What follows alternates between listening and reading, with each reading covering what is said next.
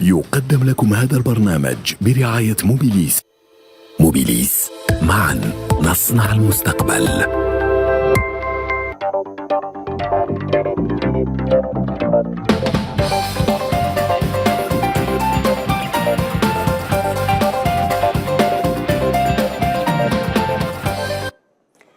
Chers téléspectateurs, fidèles des rendez-vous économiques d'Al24 News, bonsoir, bienvenue au Pro de l'écho, émission que nous allons consacrer ce soir à la dissection d'un document tant attendu. Il s'agit en l'occurrence du bilan relatif au déploiement des énergies renouvelables en Algérie entre 2020, 2021 et 2022. Nous profiterons ce soir de la présence sur ce plateau du commissaire aux énergies renouvelables et à l'efficacité énergétique pour revenir sur les points clés de ce bilan publié dernièrement par le CRF, mais pas que, car nous tenterons de nous projeter un peu dans le futur du secteur et de sa feuille de route dans les différents segments solaire, hydrogène, en tête de gondole. Quel bilan pour le secteur des ENR en Algérie de 2020-2022 ? Comme chaque semaine, les pros de l'écho s'emparent du dossier.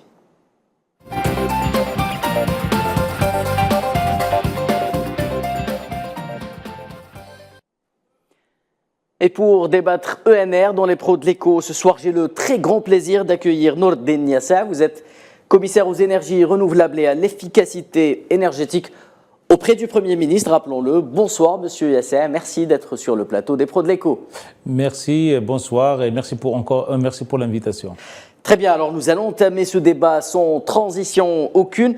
Ce soir, alors, vous publiez le troisième bilan des réalisations dans le domaine des énergies renouvelables en Algérie pour la période, je le disais, 2020, 2021, 2022. Mais avant d'aller plus loin dans les détails, j'aimerais connaître votre point de vue d'expert en ce qui concerne le panorama économique mondial des énergies renouvelables dans un contexte d'accélération, disons-le, de la transition énergétique dans le monde. Merci encore une fois. Aujourd'hui, il y a eu publication de rapport global. C'est un peu le rapport qui a été élaboré par les Nations Unies, Oui.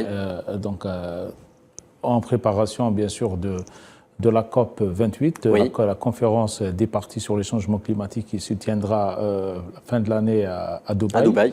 À Dubaï. Donc, il y aura ce qu'on appelle en anglais, c'est le Global Stocktake, c'est un peu un état des lieux par rapport à la trajectoire de réchauffement climatique. Ce rapport appelle à une accélération de la transition énergétique et atteindre le pic en matière d'émissions de gaz à effet de serre, notamment des émissions de dioxyde de carbone avant 2025, réduction des émissions de 45% d'ici 2030, et la neutralité carbone de 2050. Donc il y a un rapport qui fait un peu un bilan sur un peu ce qui a été fait en matière de lutte contre le changement climatique, mais également en matière d'adaptation, c'est-à-dire comment s'adapter aux aléas et les catastrophes climatiques, et également comment réduire, comment atténuer les émissions de gaz à effet de serre.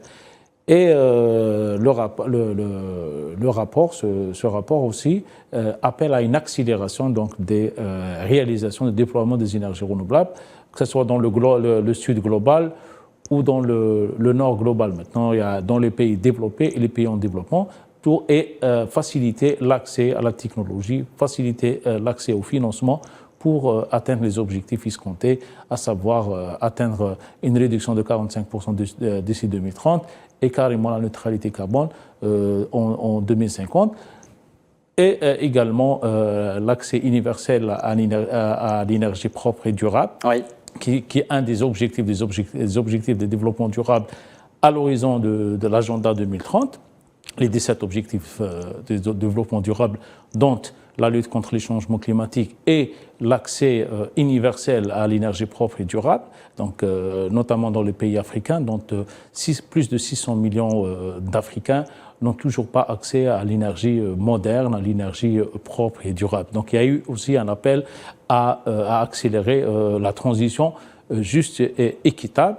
Et la semaine passée, il y a eu quand même un sommet africain, une COP africaine sur le changement climatique. Sommet africain sur le climat. Sur le climat, donc c'est en préparation toujours à la COP 28. Il y a eu une déclaration de Nairobi, donc une déclaration qui aussi sanctionnant ce sommet de chefs d'État début de mois de septembre, rappelons. Oui, et donc cette déclaration aussi appelle à l'accélération donc la transition énergétique juste et durable et équitable en Afrique sur l'accès aux énergies propres et durables et également l'accès aux aides et au financement. Donc faciliter l'accès, bien sûr le renforcement de capacité, le transfert de technologies et l'industrialisation. C'est comment industrialisation localement, c'est-à-dire au niveau africain, au niveau des pays, en tenant compte des spécificités, en tenant compte de chaque pays a ses spécificités. Donc cette semaine, on a quand même assisté à deux grandes déclarations. La déclaration du sommet de Nairobi sur le changement climatique, ça a été sanctionné par une déclaration de l'ensemble des pays africains pour accélérer la transition, mais toujours en tenant compte des spécificités et des moyens des pays. L'accélération donc à l'accès au financement, renforcement de capacité, transfert de technologie et industrialisation locale. Et à côté, nous avons le rapport, le Global Stocktakes, le rapport de la Convention cadre des Nations Unies sur le changement climatique, par rapport à l'état des lieux, la trajectoire donc, de réchauffement climatique. Très bien, nous avons au niveau du commissariat, bien sûr, publié notre troisième rapport qui fait suite au premier et deuxième rapport. Donc c'est par rapport un peu l'état d'avancement des différents projets d'énergie renouvelable au niveau national, en tenant compte des réalisations des différents secteurs. Bien sûr, il y a les réalisations donc le bilan en matière de capacité installée, mais également en matière donc de capital humain, donc au niveau de l'enseignement supérieur et de la recherche scientifique, mais également au niveau de l'enseignement et de la formation professionnelle. Et on a tenu compte également donc le développement de tissus industriels locaux. Donc pratiquement tous les indicateurs et tous les paramètres ont été tenus compte dans ce rapport. Très bien, Monsieur Yasser. Revenons donc à présent à ce bilan paru un peu plus tôt durant le mois en cours. Et ce qu'on note comme ça d'emblée, c'est que la puissance d'énergie renouvelable installée à fin décembre 2022 au niveau national s'est élevée à 589,7 mégawatts, dont 460,8 mégawatts hors hydroélectricité. À quoi cela correspond juste, et est-ce que ces objectifs, par exemple, est-ce que les objectifs intermédiaires ont été atteints? Pour rappeler que le plan d'action du gouvernement donc, a été adopté en septembre 2021 et le premier plan d'action du gouvernement 2020 prévoit donc le déploiement de 15 000 mégawatts à l'horizon 2035, dont 4 000 mégawatts à l'horizon 2024. Ouais. Donc, par rapport un peu le bilan que nous avons présenté, donc il y a quand même des avancées. Il y a des avancées en matière donc, de déploiement des énergies renouvelables. Mais l'objectif de 4 gigawatts, donc d'ici 2024, voilà. Donc normalement en 2024, donc nous allons normalement assister à une accélération donc de déploiement des énergies renouvelables, justement pour atteindre les objectifs de 4 gigawatts d'ici la fin de 2024. Donc on est à l'échelle de centaines de mégawatts.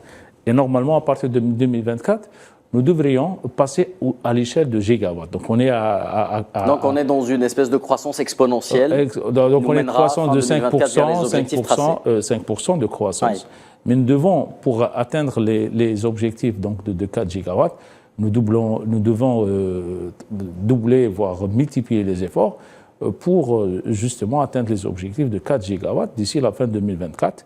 Et donc, on va passer de l'échelle de mégawatts à carrément l'échelle de gigawatts. Donc, il y a eu quand même des appels d'offres qui ont été lancés de 2 gigawatts, il y a un autre de 1 gigawatt.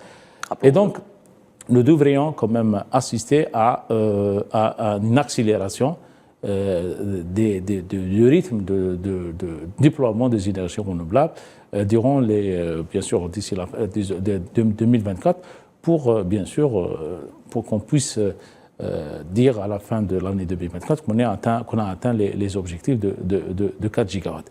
Le bilan que nous venons de publier montre qu'il y a des actions, il y a des initiatives, il y a des programmes. Les énergies renouvelables ont été intégrées dans l'ensemble des secteurs. D'ailleurs, le bilan sectoriel montre que pratiquement tous les secteurs ont intégré à des degrés variés le développement des énergies renouvelables. On prend bien sûr, il y a un déploiement massif au niveau, bien sûr, des collectivités locales. Il y a un programme, donc nous allons peut-être détailler tout à l'heure, en matière de distribution et d'installation des kits solaires au niveau des zones d'ombre, des zones isolées. Il y a la solarisation des écoles. Il y a le programme aussi de remplacement des lampes classiques conventionnelles, de l'éclairage public classique conventionnel par l'éclairage public performant à base donc des lampes LED, et également le déploiement d'éclairage public solaire. Il y a aussi, dans le domaine de l'agriculture, il y a eu aussi recours aux énergies renouvelables dans les systèmes donc de pompage pour l'eau, pour l'irrigation. Il y a aussi, il y a dans les domaines de TIC, donc le secteur de la télécommunication, il y a le déploiement aussi des énergies renouvelables. Il y a bien sûr la défense nationale aussi. Donc, il y a l'utilisation des énergies renouvelables. Je prends le secteur du tourisme, je prends le secteur des travaux publics, je prends pratiquement tous les secteurs ont déployé à des niveaux, bien sûr, variés, les énergies renouvelables. C'est une espèce de prise de conscience, on va dire, un peu collective. Il y a eu prise de conscience collective, il y a eu aussi des instructions, des orientations des hautes autorités de pays pour, bien sûr, pour aller vers l'installation des systèmes solaires au niveau des administrations publiques, au niveau des édifices publics. Il y a eu aussi une orientation, une instruction à l'adresse des Wali pour remplacer l'éclairage public conventionnel, classique, par des conventionnels LED, et aussi l'utilisation de l'énergie solaire. Ça a donné des résultats assez probants. Aussi par rapport à l'école, au niveau des écoles, c'est à titre à la fois, on va en parler, mais à titre de sensibilisation, à titre pédagogique, mais aussi pour réduire un peu la consommation de l'énergie au niveau local. Bien sûr, il y a des grands projets comme les projets du ministère de l'Énergie et des Mines pour l'hybridation des centrales solaires du Sud qui fonctionnent avec le mazout, avec le diesel. Donc, ça a été des projets de l'hybridation, c'est-à-dire donc une partie avec l'énergie solaire. Bien sûr, en attendant les grands projets et en attendant aussi des textes réglementaires, ça c'est très très important. Donc, des programmes d'autoconsommation, c'est-à-dire des cadres réglementaires, des cadres aussi, des soutiens financiers, des subventions pour libérer un petit peu les projets d'installation des kits solaires au niveau des systèmes solaires, au niveau des niveaux résidentiels, au niveau tertiaire, au niveau commercial, au niveau industriel. Donc on va assister à des installations des systèmes solaires sur les toits des maisons, sur les toits des commerces, sur les toits des hôtels, sur les toits des administrations, sur les toits des usines. Des usines. Ça, il y a tout un programme qui est en train d'être bien sûr élaboré pour encourager à la fois l'autoproduction, c'est-à-dire comment produire et consommer de l'énergie, donc c'est solaire, c'est-à-dire en installant les systèmes solaires sur les toits dans les différents secteurs, et aussi le programme de l'autoconsommation, et également les projets d'envergure, c'est-à-dire des projets, bien sûr, des capacités importantes des centrales solaires, des centaines de mégawatts. Et il y a aussi d'autres projets de quelques mégawatts. Donc, nous devons généraliser le déploiement des énergies renouvelables à différentes échelles. Donc, les petites échelles, la petite échelle, c'est au niveau de l'autoconsommation, autoproduction, et grande échelle, justement, pour substituer ou pour le mot est bien choisi, substituer une partie de notre mix énergétique par de l'énergie solaire renouvelable, propre, durable. Et pour atteindre l'objectif final, c'est d'atteindre un mix énergétique équilibré, donc où la part de renouvelables, la part de l'énergie solaire serait quand même importante selon les objectifs qui ont été tracés par les plus hautes autorités du pays. Très bien, alors Monsieur Yassa, selon le document, l'Algérie affiche 5,2% en matière de puissance installée avec une capacité installée additionnelle de plus 23,9 MW par rapport à celle cumulée à fin 2021. Alors, qu'est-ce qui nous a permis justement d'atteindre ces résultats selon vous? Et j'imagine que c'est de bon augure pour la suite. Certainement, donc il y a des programmes de collectivités locales. Donc, collectivité, c'est pour l'installation des kits solaires. Vous avez donné les kits solaires. On est pratiquement à la fin 2022. On est pratiquement à 5226 kits solaires qui ont été distribués au niveau des collectivités locales. C'est des systèmes solaires qui sont financés 100% par les collectivités locales. Donc, bien sûr, entre 1102 kits solaires ont été distribués en 2022 et pratiquement 2883 kits solaires entre 2020 et 2023. Ça, c'est par rapport au kit solaire. Quand même, on a doté pratiquement de 955 systèmes écoles avec des systèmes solaires, dont une centaine, 115 systèmes solaires ont été installés rien qu'en 2022, et pratiquement 572 écoles ont été dotées de systèmes solaires entre 2020 et 2022. Donc vous voyez qu'entre 2020, 2021 et 2022, quand même, il y a une progression notable en matière donc, de déploiement des énergies.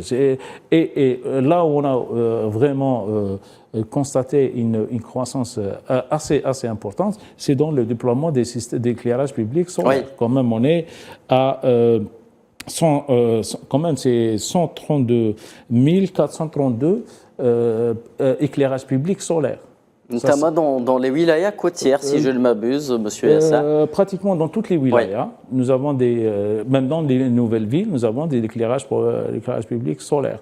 Dans les wilayas de l'intérieur, les wilayas du sud, les hauts plateaux.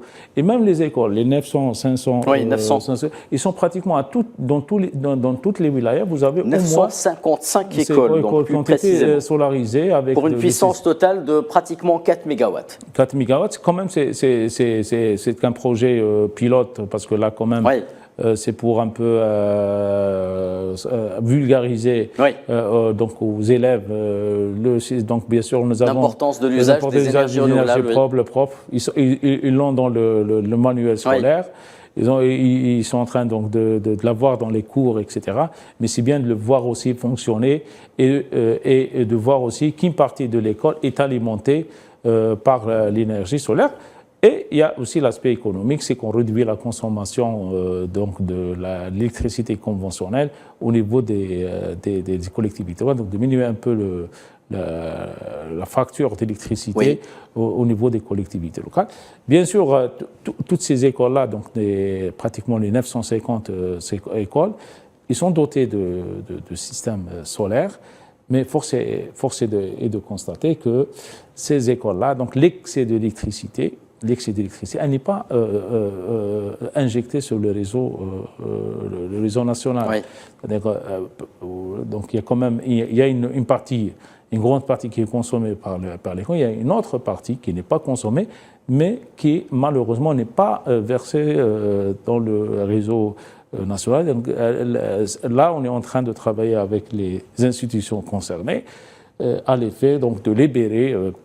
Trouver un mécanisme, un cadre réglementaire, disons les règlements techniques nécessaires pour qu'on puisse aussi rentabiliser, profiter de ce surplus d'énergie. Quand même, nous avons vécu une période estivale assez particulière en matière de consommation d'énergie. On a dépassé des pics historiques de 18 gigawatts. Et à côté, nous avons des écoles qui sont des administrations, des édifices publics qui sont dotés de systèmes solaires et qui peuvent aussi contribuer à atténuer donc ces pics de consommation. Et donc ça, c'est aussi une voie bien sûr à suivre et à encourager pour atténuer. C'est l'un des alternatives, c'est l'une des options justement donc pour atténuer le pic de consommation au lieu de donc multiplier les investissements pour bien sûr pour répondre à la demande. Oui. Parce que la demande elle ne va qu'augmenter avec le temps, puisque bien sûr il y a la croissance économique, il y a la croissance démographique, il y a la demande qui va augmenter, mais il y a aussi des options qu'on peut adopter, notamment les options d'autoconsommation. C'est comment utiliser, rentabiliser ces installations solaires au niveau des édifices publics, au niveau des institutions, au niveau des commerces, au niveau des services, pour atténuer un peu la pression, soulager le réseau, ouais. Et notamment les capacités de production de sonal gaz. Et ça, c'est une des options que le Commissariat des énergies renouvelables encourage et recommande pour dans le cadre donc, de notre stratégie de transition énergétique. Bien sûr, il y a ce qu'on appelle l'autoconsommation, il y a l'autoproduction, il y a les grandes capacités. Bien sûr, on a besoin des grandes capacités, que ce soit dans le solaire, que ce soit dans l'éolien ou dans d'autres filières énergétiques, la valorisation énergétique des déchets, la géothermie, l'énergie éolienne. Tout ça, ça fait partie de notre mix énergétique renouvelable qui, bien sûr, participerait, contribuer au mix énergétique global. Très bien. Professeur Yassa, alors d'après le rapport toujours, donc à la fin 2022, environ 5226 kits solaires photovoltaïques ont été installés dans les zones isolées cette fois-ci, dont 2883 kits entre 2020 et 2022, 1102 kits en 2022. Vous allez nous dire qu'est-ce que ça représente comme capacité.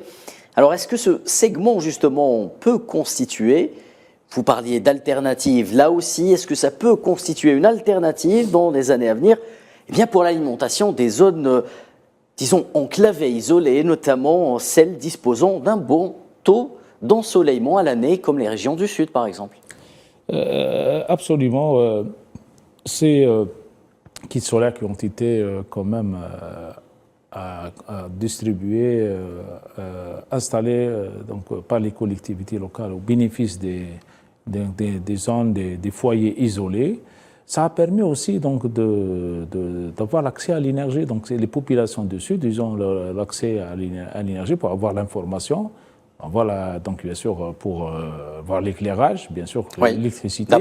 D'abord, mais il peut avoir aussi pour conserver les aliments, donc c'est un frigo, un téléviseur, une ventilation. Tout ce qui est nécessaire à la vie quotidienne. À la vie moderne, donc l'accès peut-être à l'Internet, etc. Donc à travers l'énergie solaire, on a quand même apporté de la modernité, un peu les conditions de vie actuelles, modernes. Donc c'est accès à l'information, accès même pour la santé, pour l'éducation, etc.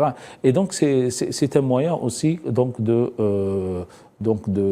d'avoir un peu cet équilibre territorial entre les pays, donc les régions qui sont dotées de l'énergie solaire, qui sont dotées de l'énergie raccordée au réseau, avec les régions qui n'ont pas, malheureusement, parce que le pays est immense, ils vivent dans des régions éparses. Là, la meilleure solution, c'est d'avoir un système solaire, un kit des panneaux solaires avec un stockage, avec une batterie de stockage, qui permettrait donc d'avoir les besoins nécessaires et élémentaires, notamment pour avoir l'information, télévision, réfrigérateur, ventilation, l'accès aussi à l'alimentation électrique, à l'éclairage, et donc pour avoir un peu le minimum pour être un peu, pour suivre un peu la vie normale. Donc ça a été aussi, ça a permis donc d'avoir ça. Et également pour pour l'agriculture, quand même, l'énergie solaire a permis aussi de développer de l'activité agricole dans les régions les plus éloignées. Donc il y a des systèmes solaires qui ont été installés justement pour le pompage, pour l'irrigation, pour le développement de l'activité agricole. Donc l'énergie solaire permet également au développement de l'économie au niveau des activités agricoles, industrielles, etc. Et ça permet aussi de soulager, comme vous l'avez bien mentionné, le réseau national, soulager aussi donc la consommation, donc réduire la consommation du gaz naturel, réduire la consommation de mazout, de diesel, donc qui est à tous les niveaux, les effets néfastes sur la pollution de l'eau, de l'air, du sol, et donc même le problème d'approvisionnement en mazout. L'énergie solaire, elle est là. Elle est consommée là où elle est produite. Donc on la produit. Nul besoin de transporter l'énergie à travers un réseau. Elle est présente. En matière d'investissement, il n'y a pas photo, hein, avouons-le. La mise en place d'un réseau, la mise en place d'un kit de génération d'énergie solaire. En matière d'investissement, il n'y a pas photo, disons-le. Et en plus, ce que nous avons constaté dans le bilan, c'est que il y a de la main-d'œuvre, il y a de la compétence, il y a de l'expertise locale. Donc ils sont installés par des entreprises qui ont été créées. D'ailleurs, on va en parler. La formation. Comme on disait, des formations, il y a des entreprises qui ont été créées localement pour justement participer au déploiement de ces programmes. Donc, il y a des entreprises locales au niveau des différentes wilayas, avec des jeunes qui sont formés de la formation professionnelle. On a parlé de chiffres pour l'année, juste pour l'année 2022. Quand même, il y a plus de 800 stagiaires diplômés de la formation professionnelle. Ça, c'est quand même un progrès notable. C'est l'une des bonnes surprises de ce bilan. Oui, 821 diplômés, rien en 2021. Si on le compare à l'année 2021, on avait 308. Donc il y a pratiquement presque la triplé le nombre de diplômés dans le domaine de l'énergie renouvelable et l'efficacité énergétique. On s'attend à ce que en 2023, on aura 1781 nouveaux diplômés dans le domaine de l'énergie renouvelable. Donc il y a un effort qui est en train d'être consenti justement en matière donc de renforcement, en matière donc de capital humain, des ressources humaines qui vont participer justement à la mise en œuvre, à l'exécution de différents programmes. Et ça, c'est au niveau, pratiquement au niveau de toutes les wilayas, au niveau national. Et donc ça crée aussi de l'activité, ça crée aussi de l'emploi, ça crée des petites entreprises qui font cette installation. Donc que ce soit pour les kits solaires, que ce soit pour les écoles, ou que ce soit pour l'éclairage public solaire, ou que ce soit aussi pour les pompages. Bon, maintenant, nous avons constaté, bien sûr, à travers nos missions sur le terrain, il y a quand même un manque de qualification. Il y a certaines entreprises ou ils n'ont pas les qualifications requises justement en matière d'installation. Donc bien sûr, on a élaboré un guide technique qu'on avait distribué à l'ensemble des opérateurs.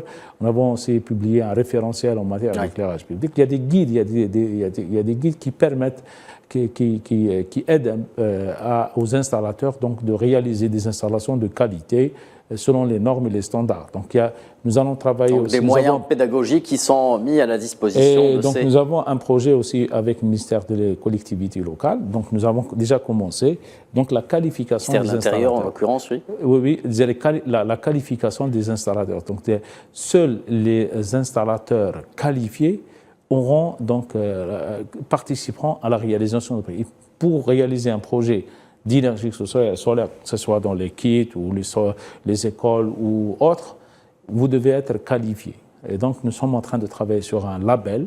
Donc, c'est ceux qui détenant ce label, qui sont qualifiés, peuvent participer à la réalisation pour s'assurer de la qualité des installations et, bien sûr, et la durabilité du service rendu par le déploiement de ces systèmes. Parce que là, c'est bien d'installer un système solaire, mais encore faut-il que ce système solaire puisse continuer à rendre le service escompté, que ce soit l'alimentation, que ce soit le pompage ou autre. Donc là, au niveau du commissariat des énergies renouvelables, à l'efficacité énergétique, nous tenons à ce que ces installations soient de bonne qualité, soient selon les normes et standards. C'est le principe de la durabilité. Et donc nous investissons beaucoup dans les aspects des infrastructures qualité, tout ce qui est la norme, tout ce qui est certification, tout ce qui est homologation, tout ce qui est formation, tout ce qui est qualification. Tout ça, c'est des aspects qui permettront donc que la réussite de ces programmes et la durabilité donc de ces investissements, ouais. parce qu'il y a quand même des investissements qui sont consentis par l'État. Il faut que ce soit donc de bonne qualité, de qualité selon les normes et selon bien sûr les spécifications techniques. Très bien, professeur Yassa, avançons dans ce débat. Alors, vous l'avez rappelé, hein, donc dans le même esprit, 955 écoles dotées de systèmes solaires photovoltaïques, l'équivalent, on l'a dit aussi, de pratiquement 4 mégawatts à la fin de l'année 2022. Alors, la question est la suivante. Pensez-vous qu'on doive généraliser cette tendance si elle a montré de bons résultats au niveau des écoles? Est-ce qu'on doit lui permettre justement ou permettre à d'autres équipements publics, j'entends par là des administrations, pourquoi pas des hôpitaux, à devenir autonomes en matière énergétique? Est-ce que c'est une démarche que l'on pourrait étendre justement? Oui, absolument. Il y a eu une instruction de M. le Président de la République lors d'un conseil des ministres. Il a donné des instructions pour que ça soit généralisé sur l'ensemble des édifices publics, que ce soit le secteur de la santé, les services, etc. Et là, donc, l'exemple des écoles ou les autres édifices publics pourrait servir aussi comme cas d'école pour les autres administrations. Donc, faut-il mettre en place le cadre réglementaire? Parce que là, quand même, si on installe pour rentabiliser ces investissements, il y a une partie qui est consommée par, bien sûr, une partie consommée par l'administration ou par l'institution, par l'édifice public, et une autre partie participera au réseau national, parce qu'on ne peut pas consommer 100%. Réseau domestique, et donc, réseau domestique, avec un moyennant des mesures d'encouragement, des mesures d'incitation pour encourager que ce soit les secteurs tertiaires dont vous avez parlé, mais aussi les secteurs résidentiels ou le secteur industriel ou le secteur commercial ou le secteur agricole. Et là, disons-le sans langue de bois, l'objectif est de dégager des excédents en matière justement de production énergétique à partir de gaz naturel. Nous savons tous que l'électricité en Algérie est produite majoritairement à base de gaz naturel. Cet excédent qu'on pourra exporter au lieu de le consommer localement. Absolument. Donc exporter, utiliser pour les autres pétrochimie, la gazochimie, léguer à la génération future, exporter. Donc c'est quand même là, on a le gaz naturel et devient de plus en plus une matière première stratégique et très. En témoignent les prix et les cours sur le marché mondial. À côté, nous avons quand même un potentiel. Comment on pense à ça? L'un des plus importants au monde. Donc le coût des productions en Algérie, ils sont compétitifs. Et donc, quand même, il y a une option pour nous. Donc, les forces, charge aux institutions, charge au secteur concerné de la déployer. Je pense éventuellement aux mosquées qui. Il y a eu un programme aussi pour les mosquées. Oui, il y a mosquées, il y a les universités, il y a les lycées, il y a les stades, les parkings. Les parkings, on peut déployer aussi les ombrières solaires. Ailleurs, il y a eu même des textes réglementaires. Ailleurs, suite à la crise énergétique mondiale, il y a eu quand même des mesures pour imposer carrément l'installation des systèmes solaires. Ailleurs, c'est vraiment réglementé. Pratiquement, il y a des instructions fermes quant à l'installation des systèmes solaires au niveau des parkings, au niveau des administrations, au niveau des édifices publics. Il y a des instructions fermes. En Algérie, ça commence. On a montré qu'il y a quand même des avancées. Mais il faut que ces avancées, ces réalisations soient accompagnées, encore une fois, par un cadre réglementaire. Parce que s'il n'y a pas un cadre réglementaire, s'il n'y a pas révision des prix par rapport au coût d'électricité, qui n'encourage pas aussi au déploiement des systèmes solaires, puisque l'électricité, elle est subventionnée, bien sûr. Bien sûr, c'est des décisions justement pour aider toutes les franges de la population d'avoir accès à l'électricité. Et donc, il y a aussi les subventions. Donc, on peut utiliser la subvention que nous sommes en train de d'accorder donc pour l'installation des systèmes solaires. Bien sûr, il y a d'autres programmes d'envergure aussi pour réduire aussi la consommation du gaz naturel en déployant les centrales solaires d'envergure, bien sûr. Donc, il y a tous ces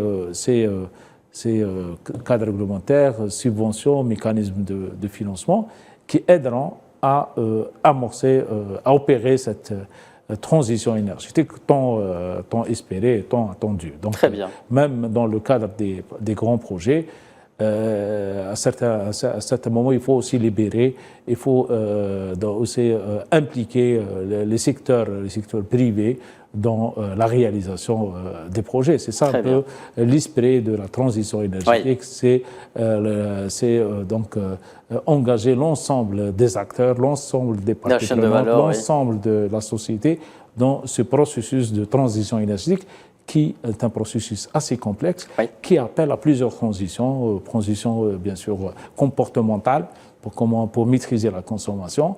Il y a une transition numérique, parce que quand même il fait appel à la digitalisation, à la numérisation, et la transition bien sûr énergétique, la transition, bien sûr, il y a aussi les aspects de la formation, on en a parlé, l'industrie, le cadre réglementaire. Donc c'est un tout. Donc il faut tout préparer. Bien sûr, on a parlé de l'infrastructure qualité pour, bien sûr, asseoir cette transition énergétique sur des bases solides et des bonnes bases. Très rapidement, si vous le permettez, professeur Yassa, une dernière question. Globalisons un peu le débat, si vous le voulez bien. Alors, comment rendre ce secteur, justement, des ENR en Algérie plus attractif vis-à-vis des investisseurs étrangers, ces investisseurs étrangers qui ne cessent d'exprimer leur intérêt, de faire des clins d'œil à l'Algérie pour déployer leurs capacités, notamment en matière de solaire et d'hydrogène. Comment faire pour passer du stade des déclarations d'intention à celui de la mise en œuvre des projets sur le terrain, vous qui en recevez, j'imagine, beaucoup de ces investisseurs étrangers? Oui, donc très rapidement, si vous voulez. Par rapport à un peu les investissements dans le domaine des énergies, j'ai parlé un peu de comment engager l'ensemble. Quand je parle des opérateurs, que ce soit les opérateurs nationaux, publics, privés, des investisseurs étrangers, et les parties prenantes. Donc, bien sûr, il faut s'aligner, il faut s'inspirer un petit peu des projets, des programmes réussis un peu partout maintenant. Au début, la transition énergétique, elle était un peu limitée à un certain nombre de pays développés, industrialisés. Maintenant, pratiquement tous les pays, même les pays le sud global, maintenant, le sud global, les pays en développement, les pays africains. Bien sûr, on a des expériences réussies un peu partout. Il suffit donc de les adapter, capitaliser et les adapter par rapport à nos contextes national. Bien sûr, il faut légiférer ou revoir ou actualiser certains ou promulguer certains textes de loi. Nous avons une loi d'électricité date de 2002 qui bien sûr offre plusieurs possibilités d'opportunités en matière d'investissement, que ce soit des investisseurs privés, publics, nationaux ou étrangers. Et donc, charge à nous donc, de préparer toutes les conditions pour la réussite de la transition énergétique, sur le plan législatif, réglementaire, mécanisme de financement. Et pratiquement, maintenant, on n'a pas le choix. Donc, on devons opérer cette transition énergétique pour des multiples raisons. Il y a des raisons, bien sûr, de sécurité énergétique, parce qu'on a quand même l'économique, la sécurité énergétique, la souveraineté énergétique, les raisons économiques, mais des raisons aussi environnementales et écologiques, parce que quand même, l'Algérie s'est engagée dans le cadre de l'accord sur le changement climatique de contribuer à l'effort global de réduction des émissions de gaz à effet de serre. Et je me permets de conclure en disant que l'avantage de l'Algérie, c'est de disposer de gisements inépuisables, notamment en matière d'énergie solaire. Professeur Yassa, nous avons et les gisements et les terrains, donc et la proximité, la proximité des marchés, des grands marchés, que ce soit euro-méditerranéen, que ce soit dans les pays de Sahel. Pays d'Afrique, oui. On n'a pas abordé la question de l'hydrogène. On le fera la prochaine fois. Inch'Allah. Très bien. Et aussi, bientôt, nous aurons les capacités humaines nécessaires au déploiement de ces capacités. Professeur Nordin Yassa, merci infiniment. Je rappelle que vous êtes commissaire aux énergies renouvelables et à l'efficacité énergétique auprès du Premier ministre. Vous étiez avec nous pour cette émission consacrée au bilan 2020-2022 des réalisations de l'Algérie en matière d'énergie renouvelable. Merci encore une fois à vous. Merci, chers téléspectateurs, de nous avoir accordé votre attention. À la semaine prochaine pour les pros de l'écho. Excellente soirée sur Al24 News.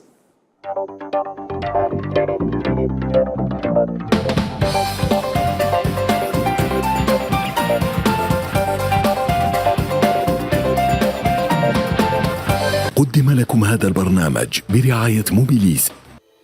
موبيليس، معا نصنع المستقبل.